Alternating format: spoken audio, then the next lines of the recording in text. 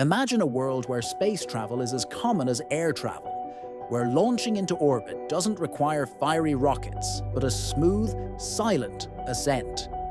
This isn't just science fiction. It's the audacious dream of the space elevator, a concept that promises to revolutionize humanity's access to the cosmos.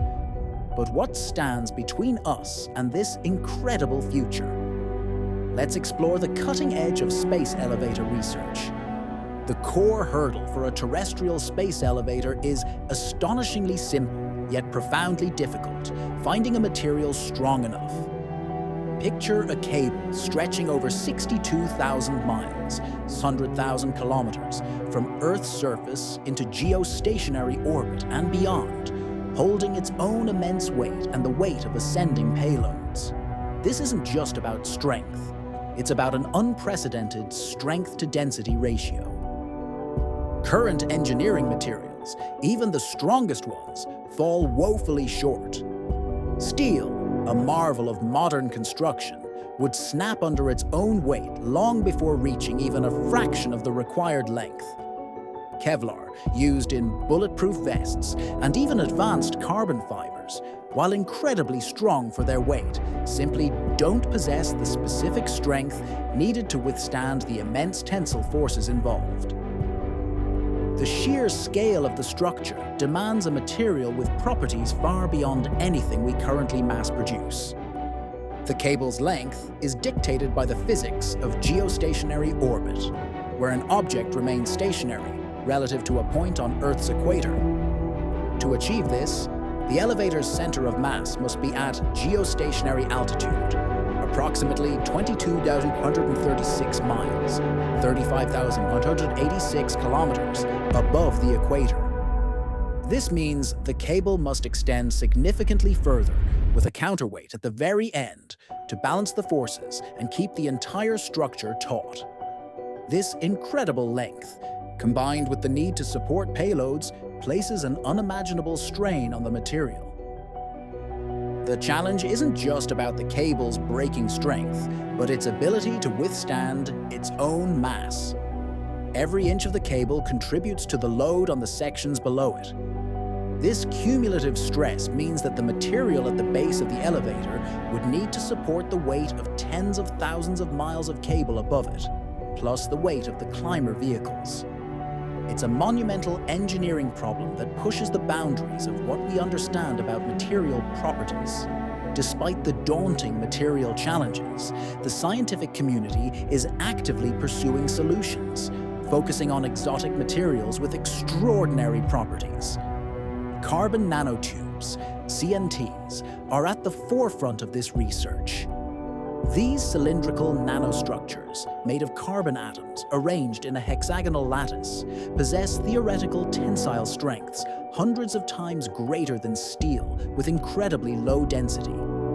Their unique atomic bonding gives them unparalleled strength-to-weight ratios, making them the most promising candidate for a space elevator tether. However, the promise of CNTs comes with significant practical hurdles. While individual nanotubes exhibit incredible strength, producing macroscopic cables of perfect, defect-free nanotubes, all aligned and bonded correctly, remains a monumental manufacturing challenge.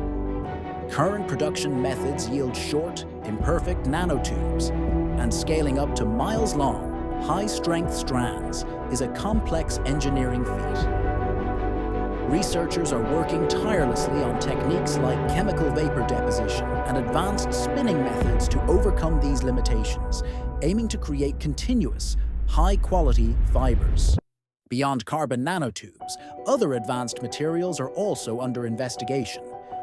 Boron nitride nanotubes, BNNTs, offer similar strength properties to CNTs, but with added advantages like thermal stability and radiation resistance, crucial for the harsh space environment. Diamond nanothreads, one-dimensional chains of carbon atoms arranged in a diamond-like structure, represent another theoretical contender, promising exceptional strength and stiffness. These materials are still largely in the realm of laboratory synthesis, but their potential is undeniable. Graphene, A single layer of carbon atoms arranged in a two-dimensional hexagonal lattice is another revolutionary material being explored. While not directly suitable for a long cable due to its 2D nature, its incredible strength and electrical conductivity make it valuable for other components or as a precursor for other carbon-based structures. The concept of single crystal graphene suggests a perfectly ordered, defect-free structure that could theoretically approach the strength needed. The ongoing research into these nanomaterials is not just about space elevators. It's pushing the boundaries of material science across countless industries. While the dream of an Earth-based space elevator captures the imagination, its feasibility is currently limited by the extreme material requirements.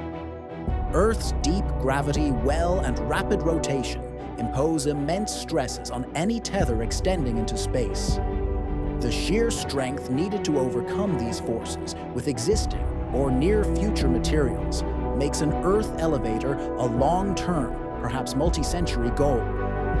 The engineering challenges are compounded by atmospheric drag, orbital debris, and the need for a stable anchor point on the equator. In contrast, a space elevator originating from the Moon is considered significantly more feasible with current or near-future technology.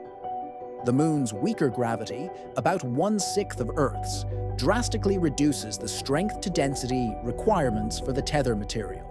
This means that materials like Kevlar, which are insufficient for Earth, could potentially be strong enough for a lunar space elevator.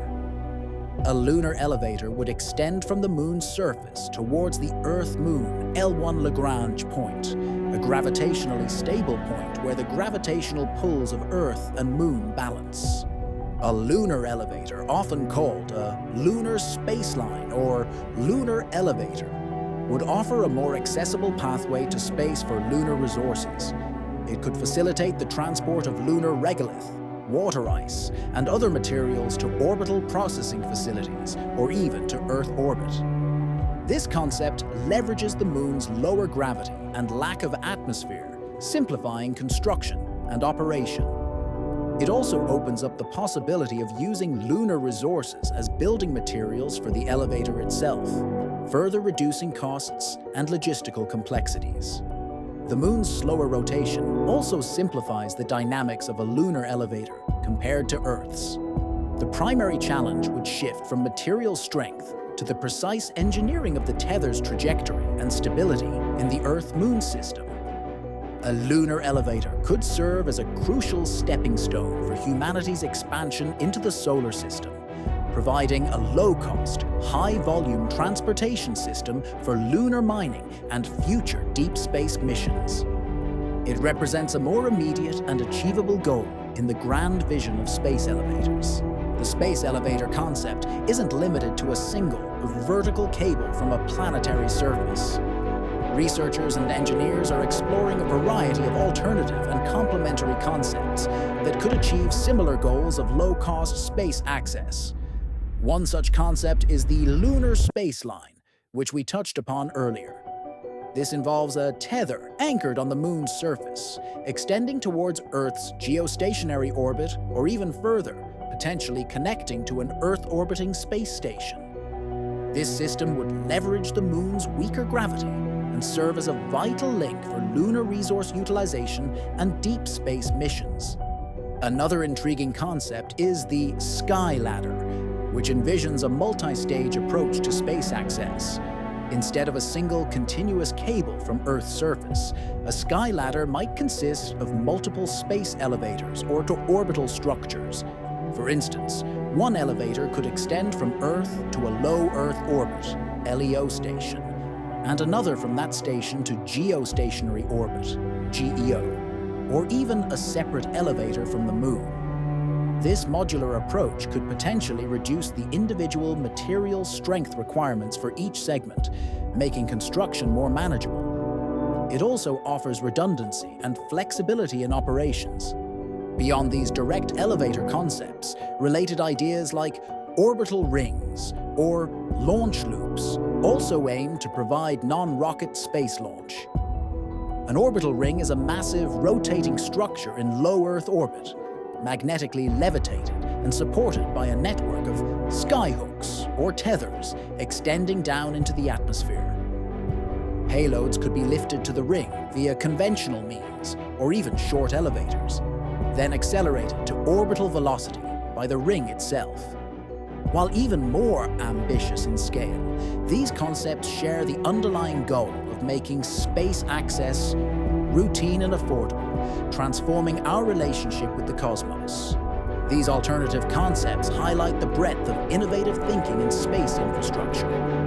They demonstrate that the dream of a space elevator is not a single, rigid design, but a family of ideas, each with its own unique engineering challenges and potential benefits. The ongoing research into these diverse approaches ensures that humanity is exploring every possible avenue to unlock the vast potential of space. The successful construction of a space elevator would usher in an unprecedented era of space exploration and utilization, fundamentally transforming our relationship with the cosmos. The most immediate and impactful benefit would be the dramatic reduction in the cost of sending payloads to orbit.